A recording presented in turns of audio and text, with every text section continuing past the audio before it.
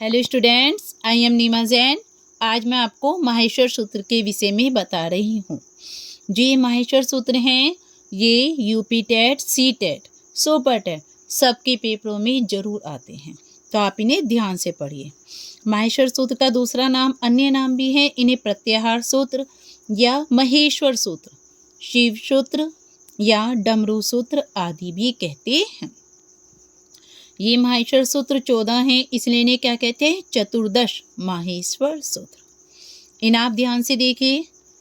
ए ई ऊ ने, री री के, ए ओंगे, आई ओ चे, है ये वे रे टे, ले ने अंजे में, अंगे अने ने में, झे भे अंजे, घे डे धे शे, जे बे गे डे दे शे, खे फे छे टे थे, चे टे ते वे, के पे ये, शे से रे, है ले। अब आपने 14 माहेश्वर सूत्र बहुत आराम से पढ़े हैं। अब आप इन्हें थोड़ा सा तेजी से पढ़ोगे तो ये किस तरह होंगे? अयून, रिलिक, एयोंग, अयोज, हेवरट, लन, यमंगनम, जबंग, घड़दश, जब गर्दश, खफ छटत चट्टव, कपे शशर हर। इनमें से जो ये 14 माहेश्वर सूत्र है, ये शुरू के 4 सूत्र स्वर हैं और बाद के जो ये 10 सूत्र हैं बच्चे, ये हैं व्यंजन।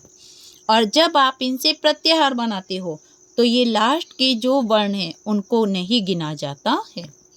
ये 14 माहेश्वर सूत्र शिव जी ने जब अपना डमरू बजाया था तो उनके डमरू से इनकी उत्पत्ति हुई थी, इसी कारण इनको शिव सूत्र या डमरू सूत्र भी कहते हैं। ये 14 माहेश्वर सूत्र संस्कृत व्याकरण की आधार भित्ति हैं, यानी उनके मुख्य बिंदु हैं। इन सूत्रों में पूरी वर्णमाला इस प्रकार दी हुई है। पहली स्वर, फिर अंतस्थ, फिर क्रमशः वर्ग के पंचम, चतुर्थ, तृतीय, द्वितीय और प्रथम व्यंजन, और लास्ट में क्या है? और अंत में ऊष्म व्यंजन है। इन 14 माहेश्वर सूत्रों में प्रथम 4 सूत्र अच स्वर के बोधक हैं और 5 से लेकर 14 तक 10 सूत्र हल व्यंजनों के बोधक हैं। इस प्रकार प्रथम 4 सूत्रों में 9 वर्ण स्वर हैं और जो बाद के 10 सूत्र हैं उसके शेष 33 व्यंजन हैं। अब यहाँ पर आप देखिए प्रत्याहार। इन सूत्रों में जो वर्ण हैं उनसे प्रत्याहार कैसे बनते हैं? प्रत्याहार का कथन है संक्षेप में कथन, यानी कि छोटे रूप में कहना।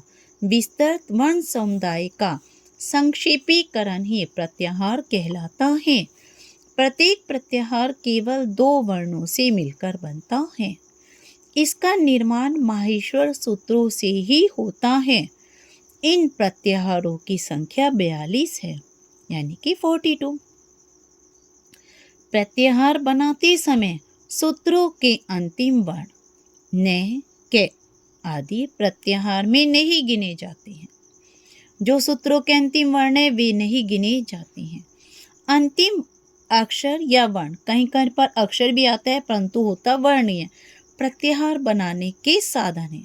जो अंतिम वर्ण है कि वे केवल प्रत्याहार बनाने के साधन है, उन्हें काउंट नहीं करेंगे। जो प्रत्याहार बनाना हो उसके लिए प्रथम वर्ण सूत्र में जहाँ हो वहाँ ढूंढना चाहिए, अंतिम वर्ण को छोड़कर।